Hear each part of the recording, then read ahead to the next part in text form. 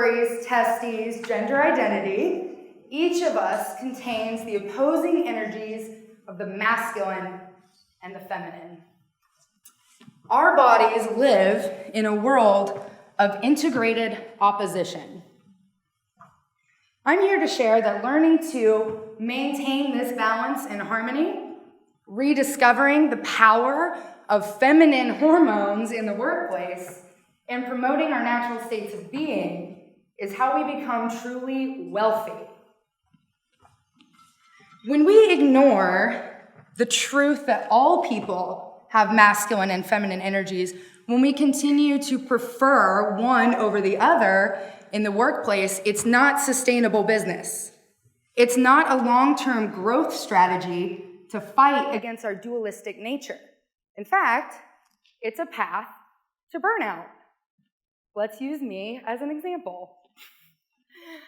I graduated from USD with environmental studies and economics degree in 2008. That's the Great Recession. So my first job was, as I like to call, a sewer rat. I was hired at $10 an hour, no benefits, to collect stormwater samples in San Diego Bay. So, needless to say, I prioritized financial independence thereafter. I was very serious, but I had no income and lots of debt. So I found business leaders, people who had homes and cars and staff and stuff, to be my role models. Turns out they were older white men, so I spent my career emulating however the guys do it.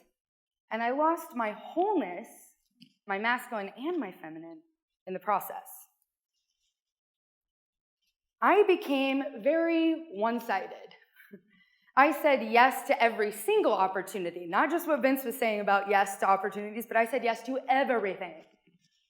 I got booked and busy. I worked 50 to 60-hour work weeks for well over a decade. I hustled. I chained myself to the desk, learning how to become a professional. I invested all of my energy outside of work hours into professional certifications, additional training, and awards. I volunteered on boards. I did everything I could in my power to reach the top. I chased promotions and titles and salary increases and promises of profit sharing. And over time, it paid off. I was proud to have earned over 6 figures before my 30th birthday, and in the environmental industry, in a recession, that's pretty good.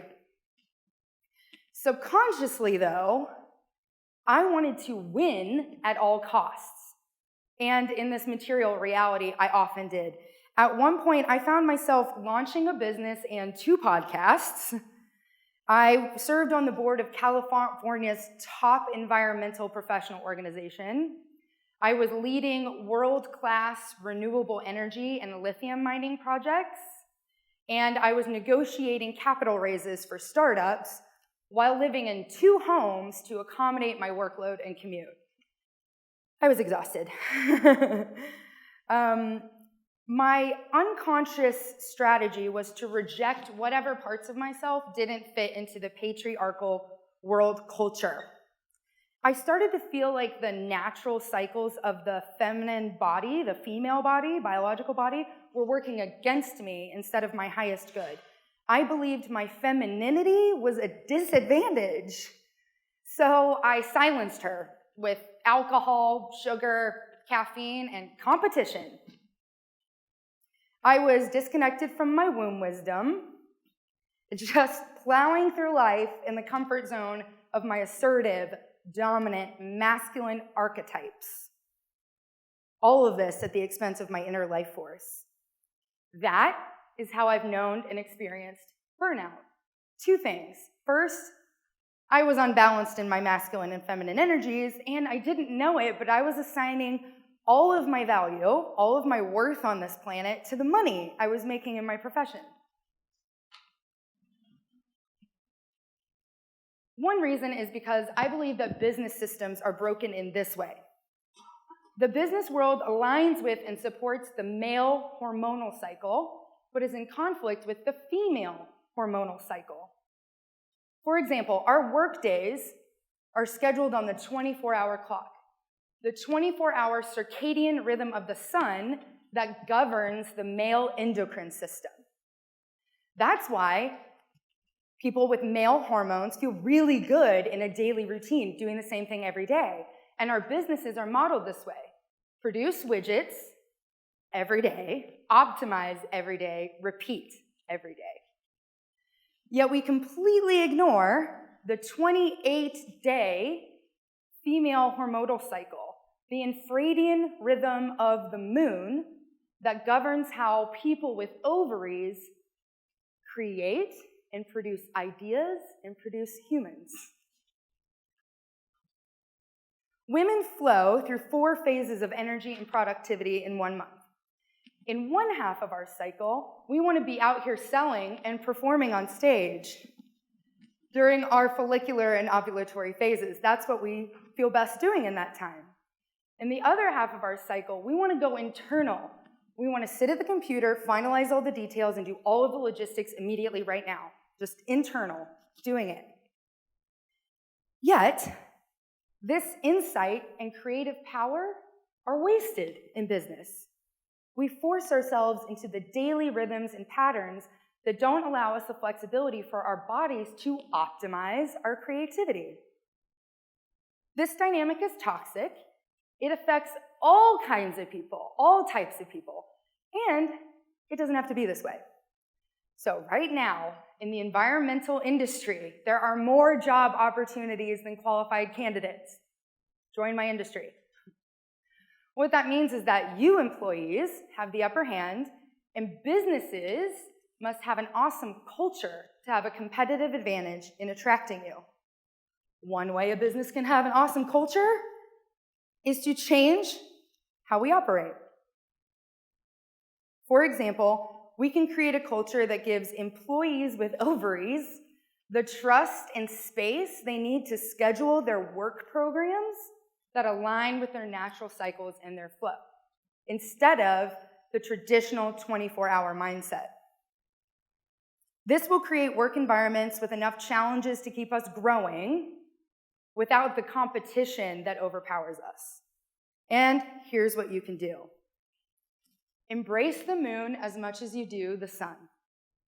Get in touch with the divine feminine parts of yourself. All of our bodies have this. If you're a person with ovaries, embrace the phases of your infradian rhythm and try to align your work program, your work schedule, with it instead of against it. If you're a person with male hormones, be aware of these phases, on the other side, be aware of those phases and their powers, and make it not weird to accommodate them. Make flexibility as easy to talk about when we're planning our schedules as it is to talk about the 24-hour clock. You can also know thyself, study yourself, create what I like to call a personal strategic plan.